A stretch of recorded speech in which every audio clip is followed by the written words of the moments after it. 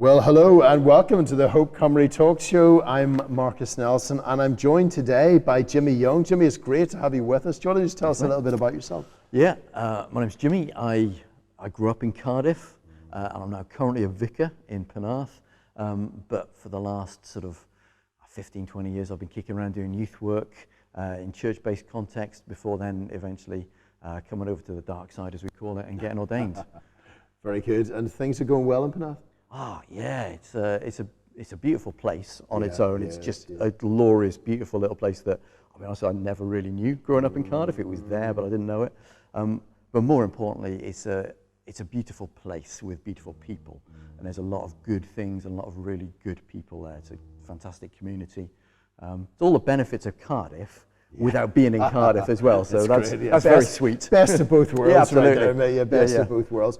And you've done youth work for quite a few years, haven't you? You've been in there for so after I left university, stuck with a real lack of originality and what do I do with my life? I want to do something for you, God, and all I knew that I could do was the youth work that I had been involved in as a youth and then as a sort of a young leader. So I was like, well, maybe I'll try this.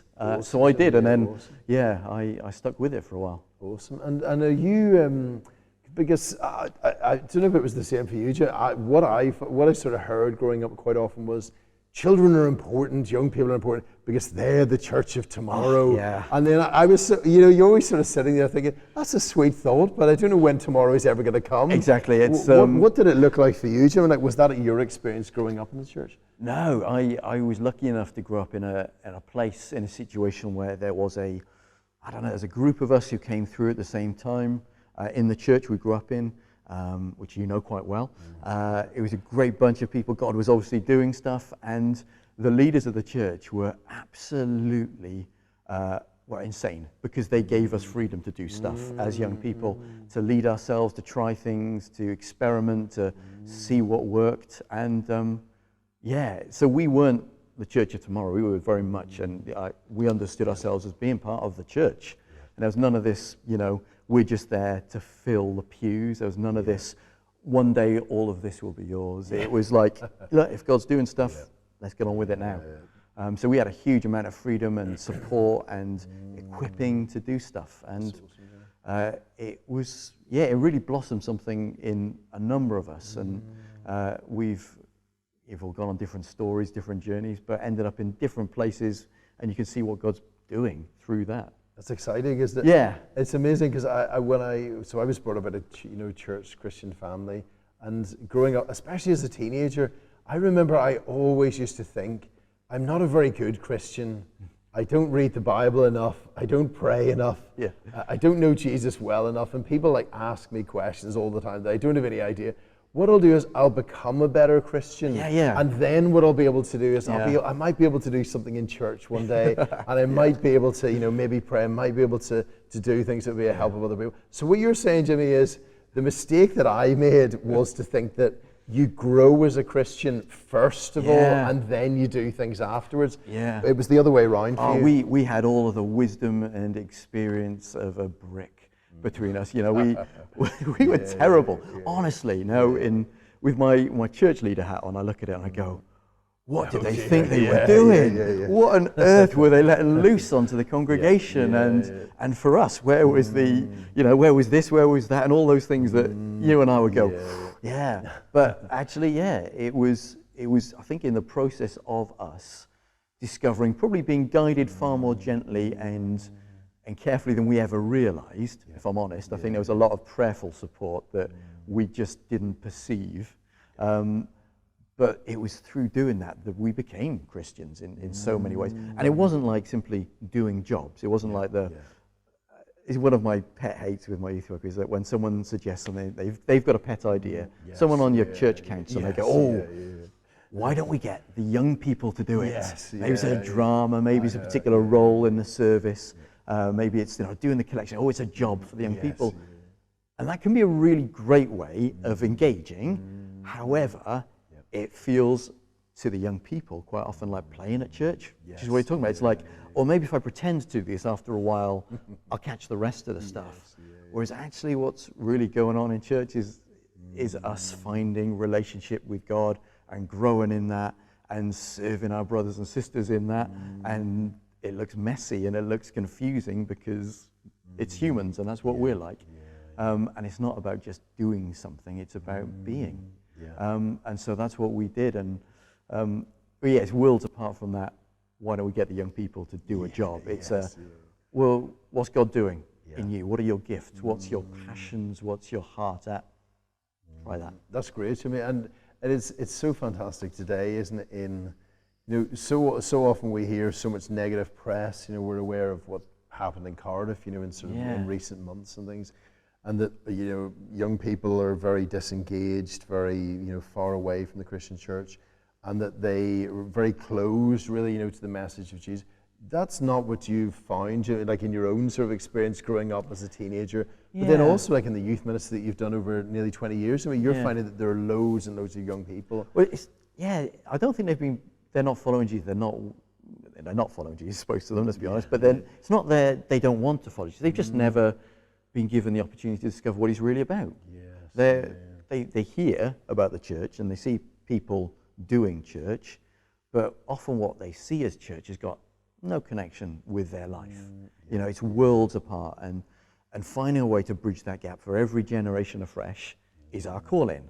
And part of that involves listening to the young people where they're at and helping them to go, well, what would it mean to you to be fully alive with all of the beautiful, glorious colors of God's life in you? Maybe don't use that language the first time you meet them, but helping them to draw it out. What are their gifts? What are their talents? What are their passions? Helping them to see in that just a little spark of the God life that just catches and then blows up in all kinds of glorious ways that we can't even imagine. That's awesome, Jay. And what story? Go and give us some story. Like what does that look like in Penarth at the moment? All saints. What does it look like in the past? Stories of just seeing people's lives transformed and changed as they meet with Jesus and come alive to Him. It'll look different for every young person. I think the other thing is we kind of get bound up in numbers, and we want numbers. We want everyone to come to know Jesus, but it's the stories of the individuals who come in and they find their thing and they're clicking. For me, one of the things that I always hold on to in those dark moments when you're going, come on, God, what are you doing here? Why is none of this working? Is taking young people who had been, they came along to stuff because it was there, which is good because, with those young people, we've got to find opportunities for them to discover and to grow into. We've got to find those connections first. They came along to this big festival, and you if I was asked about them before, I'd have said, they're just here for the ride. They're just here because it's a week away in the summer, and it's great, and they're lovely kids, and it's great to spend time with them, but there was a moment in the week where I turned around in this big top worship moment and just saw this group of lads worshipping together and then coming out of that praying for each other. And it was just like, oh, this is the stuff that matters, and this is the stuff. So it's those moments where you see people meeting with God are the things that capture it for me. Those are the stories that I hold on to. And it doesn't just mean like, big top hand in the air worship. It's sometimes it's those small things like in a service where they go, oh, that really connected with me. Or, coming up for communion. And as you give the kid, a piece of bread and you say to them, this is the body of Christ. And because you can see it, that little spark in their eyes that is that glorious light of God, that good luck putting that one out now. And it's like, oh, this is beautiful. It's those moments that are the things. Powerful to see people's lives like being transformed and changed in that way. And also, we only ever get to see just a little fraction of what that could be. And it's also exciting to think, oh, do you know what, 10, 15, 20 years, what God's going to be doing in that. And I'm not even part of that story anymore. My lives are just connected here, but God's going to do so much more. It's exciting, isn't it, then, like, just to think, what you've shared, how you've impacted people's lives in the past. Who knows, what's going to happen in years ahead. That's also my hope as I think of how I've impacted people in the past. A lot of my prayer is, oh, please, God, forget everything I've done, but do something good. Yes, I know it is amazing. And you always think, oh, you just sort of get out of bed on on a Sunday morning, or you get, go to work on a Monday, and you think, oh Lord, please do something with the small things that I'm doing and help, and please, just allow people to know yourself. Or please redeem all those mistakes I made last week. Yeah, absolutely. I know. I'm going to be putting out fires all the rest of this week, like trying to deal with all the problems of last week. Yeah, absolutely. And he's so kind, isn't it, the way he does? God's much, much kinder than we deserve or imagine most of the time. And it's so awesome, isn't it, how he brings us into a family of all different ages, all different backgrounds. Yeah. That's an unusual thing today. There's lots of sort of interest groups that we can think about. Yeah. And if you share, the same party politics as a person, or you share the same recreational interests as a person, you'll get together with. There's not many places that I'm aware of where people of entirely different ethnicities, backgrounds, ages come together week by week and share life. Serve one another in love, give to one another. I'm not aware of many places like that. I struggle to think about it. I can't. The only thing I can think of is places where they're in the same room at the same time. Yes, and even then, so like I'm a massive football fan, and you go, people come together for the football. You've got little kids, you've got families, you've got people who've been coming to the football for years and years. But that's 90 minutes on a Saturday afternoon, potentially. And there is very little interaction and sharing in that. It's they're there for a common thing, but there's none of them in it. It's not their story. They're just in the same place. Whereas what makes church, I think, like you say, pretty much unique outside of, biological families. The only other place you can think of it is actually people come together and share life. And they bring all of their life in its full messiness and glory and beauty and wonder and confusion and mess and mistakes, and work it out together cross-generationally. The young people need the older people, and the older people need the younger people, and the people in the middle sometimes just go, oh, thank goodness I can step back for a minute, and all of that. That's what it's meant to be. To hand it there. I know I always remember, I took a funeral as a curate. This was, maybe 8 or 10 years ago, and it was a very young boy who was killed in tragic circumstances in a car crash at about the age of 18. The church was absolutely packed out. He was a Liverpool supporter, so there must have been 800 people in the church, all wearing Liverpool shirts. And one of my reflections, it was a day of great, profound sadness, for the family, for the friends.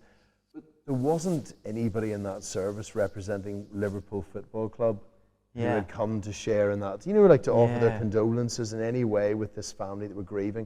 I thought they're coming to church because in a deep way there's some sort of lingering sense that there are answers. There's life and death. The deepest needs, the deepest pain and hurt is not really in the end to be found in Liverpool Football Club or any of the other football clubs, but is to be found in church and connecting with Jesus and meeting with Him. It always sort of stuck with me, Jim. It was a powerful thing. How can we, in that church, maintain unity? There's all kinds of. It's so easy, isn't it, to break into like little sort of factional groups and sort of be like, we like things done this way, we like things do that way.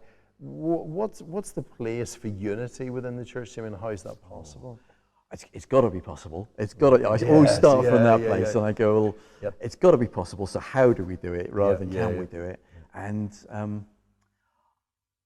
honestly, the answer is so much more profound and simple and difficult all in one, because it's that love one another stuff.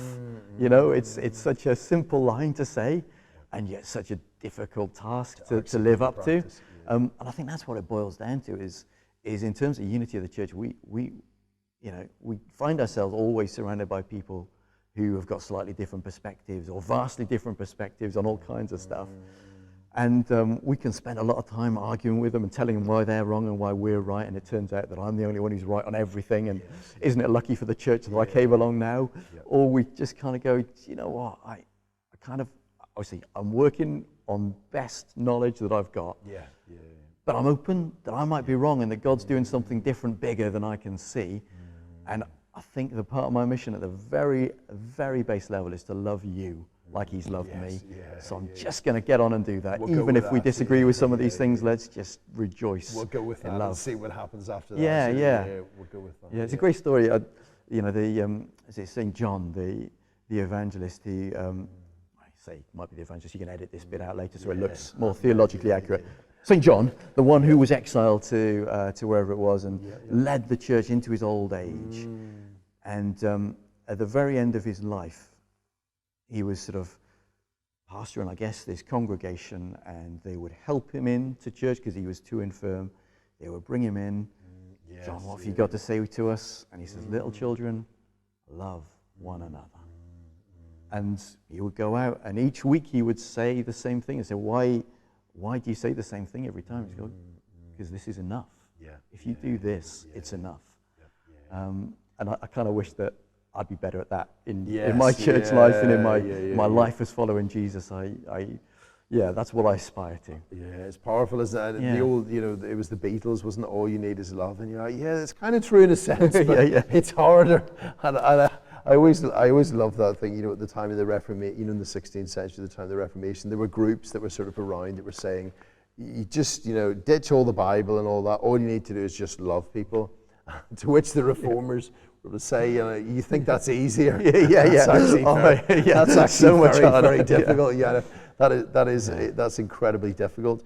But Jesus does create that within us. He gives us the unity of the Spirit, the bond of peace, which we kind of maintain. So he's saying, I create the unity. It's this thing that we could never generate with any amount of ingenuity or skill. He creates that, and then we maintain that as we love one another, show respect, kindness, and all those things. Do you think so? Because what I sort of wonder is, if what we sort of try to do is we break down. So there would be those that would sort of just say, well, what we do then is we just, nothing really matters anymore.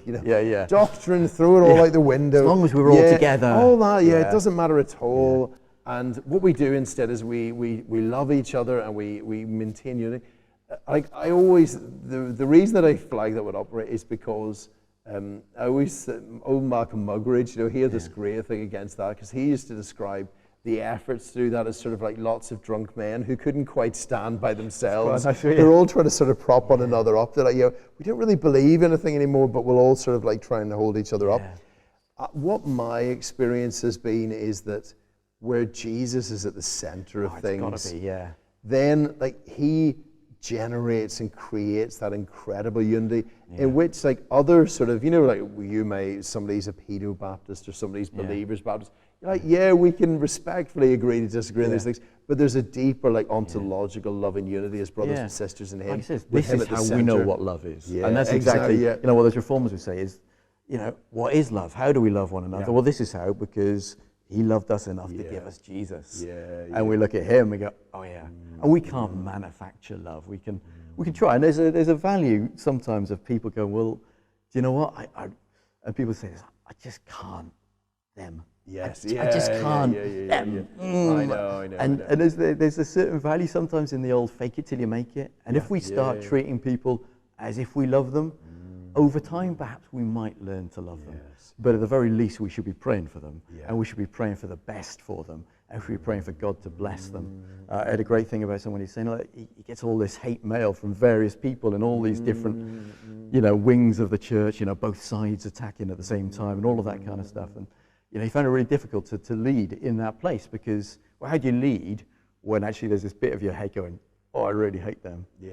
And so he would sort of make a point of praying for them, and if he could, of meeting them and sharing peace, blessing them, hugging them, whatever it was in that context that worked.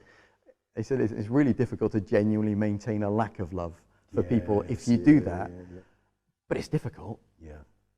And the reason it's difficult is because we can't manufacture it on our own. We need Jesus and the Holy Spirit to be at work in us, making us, transforming us into the people that God's always called us to be, knocking off those bits that don't look quite like how God wants us to be. And that's the difficult bit, because it's got to be, like you say, absolutely, it's Jesus. He does all the work. Which is also very good news for those of us who find it difficult, because He does all the heavy lifting, and we've just got to get on board. I know, and as we trust and follow Him, and He works that within us. I was just remember that story. It was one of the old English reformers who they used to say about Him that if anybody ever upset him or, did something against him, that was the way into his friendship, because then he was so gracious and kind. It was amazing. So anybody who wronged him is like, no, he's the nicest man in the world to his enemy. And I just thought, I should remember that, because that'll be my go-to explanation anytime I do something wrong. I'll be like, I was just trying to get. Yeah, I know. I was just trying to engineer friendship. That was that was my sort of way round. It is amazing that Jesus is able to do that, Jimmy, because those things to cause a person to love their enemy is no small thing. Yeah. Again, and in the Sermon on the Mount, Jesus is saying, isn't he, that's what the perfection of his Father is, that he loves his enemies, because, is all the religious people, it's easy to love the person that loves you and is nice to you. And I always remember the story. There was a man who told me that he was a waiter in a sort of a hotel in Northern Ireland. Once the big mafia family, this was Northern Ireland, so you're not surprised, but a big mafia family had come to stay in the hotel. And his reflection was, it was so interesting that they were so nice, so he expected them all to be carrying guns around and shooting the waiters. It's like, oh yeah, they're so nice, amazing people, lovely to their families.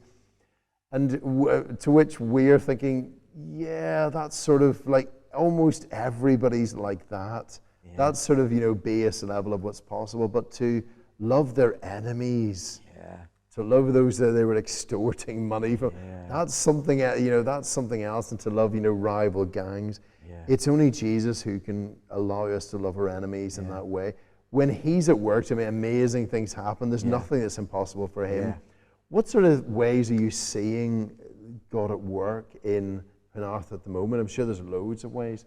Just to encourage us, I hope there's tons of stuff, I hope, going on that I don't even know about as well. Which is absolutely. Almost certain of that bit. There's seeing people come to know Jesus who simply come to church because their friends invite them. And they're part of a group, they do social things together, and one or two of them perhaps have come to the church, or they've been part of the church, and they just go, you should come along. And it's natural and it's instinctive, and it's not in any of the sort of evangelism manuals or any of that kind of the training stuff you give people. It's just simply people being themselves and loving their friends and saying, I think I've found something good. I've heard evangelism described as one beggar sharing treasures with another beggar, and I kind of think that's the stuff. It's people just going, I think I found something good here, and you should come along and try it. And it's the most unlikely people. And this is a church. You've got all your plans and ideas and your dreams, and you go, God, give me a vision for what you want to do here, and you can work out strategies and action plans and all of the best. The best laid plans are mice and men and all that, as Robbie seems to say, go off, and it doesn't happen. God gets on and does something different, and you go, thank you, God, that's lovely. And so we're seeing this sort of unexpected stuff of people come in the ways that I would go, but we've got better ideas over here, and God goes, Jimmy, I've got something so much better for these people. And so you just go, all right, God, we'll go with that. Yeah, that's awesome, isn't it? It's so encouraging. It's so exciting, isn't it? It really is. It's my big prayer is always that you look out around you, and you're there maybe on a Sunday morning or midweek, or you go into the groups or anything, whatever it is that the church is active in the community. And it's exciting when there's activity. It's always exciting when there's people and there's life and there's energy. But there's always everyone else out there as well. And you're like, oh man, I just wish they got to know about this Jesus too. I wish they could catch this excitement of what God's doing in these people's lives. And that's got to be at the heart of it. Is you've got to go, well, how are we going to make all of this stuff available for all of them as well? And that's where I think unity really steps up as well, because you've got to recognize that God's going to bring different people in different ways, because they've got different stories, they've got different baggage that they're carrying, they've got different expectations. And God, in his glorious generosity and kindness, is like, that's all right. I've got these people here who can connect with that, and I've got these people here who can connect with that, because they love Jesus and they love Jesus, and what you need is Jesus. And so you've got all of that stuff going on. And I think going back to this unity thing, and all the sort of the thread tying all of this together is that when we are on the same page, when we are loving each other as God has loved us, when Christians of different flavors and traditions are standing unified, that's the time when the big revival stuff seems to happen. I had a friend who voiced this question, so, or I voiced the question to him. I said, does unity come before revival, or does revival bring unity? And he put it about, he said, I think when everyone's facing the same way, it's easier for God to be at work. And I love that image. I've held on to it for sort of the 10, 15 years since he said it to me, is that if we're doing unity well, not as the world does unity, where we simply try to get along, or where we simply go to meetings, pretend that these two things here are all we need to worry about, and then go away and mutter about each other behind our back. But if we're really doing unity, it's us all standing together with our eyes fixed on Jesus, and Jesus going, brilliant, now let's do some stuff. And I think that's for me the importance of unity. It's the sort of the praxis of unity where it really, the rubber hits the ground, is when we are all facing the same way. That's why it's so important. That's why I love it. And that's why when you kind of stumble into it, because often it's us stumbling into it rather than us sort of coming strategically, and God goes, now we can begin to do this. And that's my prayer for Penarth. And that's where I think I see the good stuff happening, is that there's a fantastic group of churches across all the traditions and denominations and non-denominational expressions and all of those kind of things. But there's enough people there who go, we really want to do some stuff together because we think the kingdom is about this, and we're all on board for the kingdom. And that's the other exciting bit, because you see it just bubbling up in all kinds of places that is more than just you, because all those people out there, you can't reach all of them.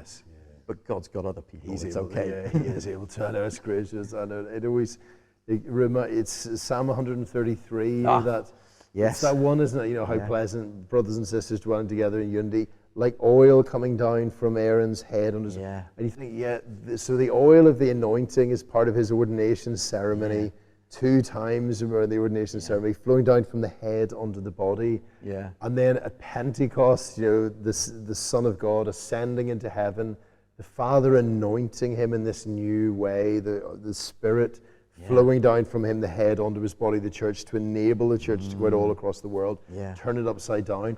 And it's funny, Joey, because we're finding the same things in many ways. That people are coming in new to church without church background, just don't really have those sort of hang-ups or inhibitions that there may have been there in the past. Like, I could never invite my family or friends. They just think, we've just found something really good. How could I not? How could I not? And I came across the Billy Graham Association, one or two others as well, recently had, after research, very simply said, the most effective way of doing evangelism is to invite someone to church. I was like, there you go. That's it right there. Right, so you don't need to have necessarily, read The City of God or read all these things.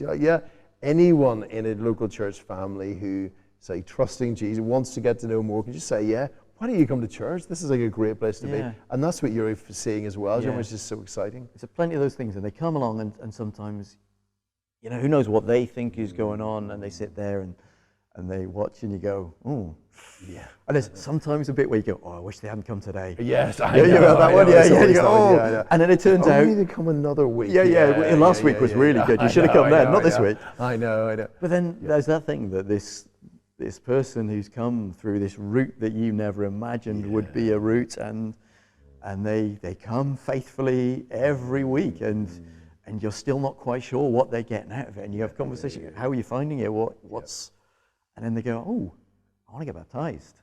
I want to meet Jesus. I want to take part in this service with everything. And I'm going, well, so I've done over the last sort of year or so, sort of a number of baptisms of ladies of a sort of, my mum's generation, effectively. And it's glorious and it's wonderful, and it's not something that I ever spent a lot of time at theological college and Vicar Factory learning and thinking about. For this, but that's where the life is. They come in and they go, do you know what? I want in on this. Okay. That's awesome, Jim, isn't it? So exciting. And amazing how the Lord does things that we we would never have expected or yeah. anticipated, and Yeah. takes in all kinds of directions. And one of the sort of funny things, in a sense, what we've found recently as well, which again it was such a huge surprise, but incredibly encouraging. Like a lovely family who have come into the church more recently, and are just becoming more and more active. In fact, like they can't do enough. They're always, oh, could we go and do something else? And then they by themselves came up with the idea of bringing food that we have sort of left over from different things to the bingo hall on Western Avenue in Cardiff. And so St. Mark's Church is now being advertised in the bingo hall on Saturday afternoons. And you're thinking, that wasn't necessarily a place that I would have been naturally drawn to be sharing the good news of Jesus and inviting people to church. And you think, that's what the Lord does, isn't it, as we're reaching out more and more widely for him. Jimmy, it's been fantastic. Thank you so much for your time. Great to chat together. Unity, a place for everyone, whatever age they are, young people being drawn inside and seeing God at work in Penarth and more widely. God bless you, Jimmy. Thanks so much. Thanks, mate.